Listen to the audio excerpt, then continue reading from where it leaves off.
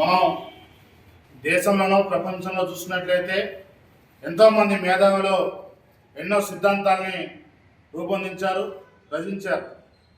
కానీ ఆయా ప్రాంతాలకు సంబంధించో లేకపోతే ఆయా వర్గాలకు సంబంధించో ప్రాంతాలకు సంబంధించో ఆయా సిద్ధాంతాలు అమల్లో ఉంటాయి, ఆచరింపబడుతూ ఉంటాయి. కానీ ప్రపంచంలో ఉన్నటువంటి యావత్ మానవాళికి సంబంధించినటువంటి సిద్ధాంతాన్ని రచించినటువంటి ఏకైక గొప్ప వ్యక్తి కామ్రేడ్ కార్ల్ మార్క్స్, అదేవిధంగా ఫ్రెడరిక్ ఏంజెల్స్.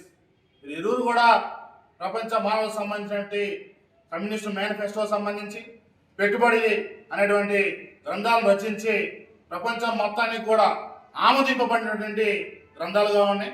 వాటిని ఈరోజు యావత్ భారతదేశంలో కాకుండా ప్రపంచవ్యాప్తంగా ఉన్నటువంటి అన్ని కమ్యూనిస్ట్ పార్టీలు ఆయా కమ్యూనిస్ట్ సిద్ధాంతాలుగా మార్చుకొని ఆ సిద్ధాంతాలని ఆచరణ పెట్టడానికి పనిచేస్తూ ఉన్నాయి, పోరాట మార్గాల్లో పయనిస్తూ ఉన్నాయి.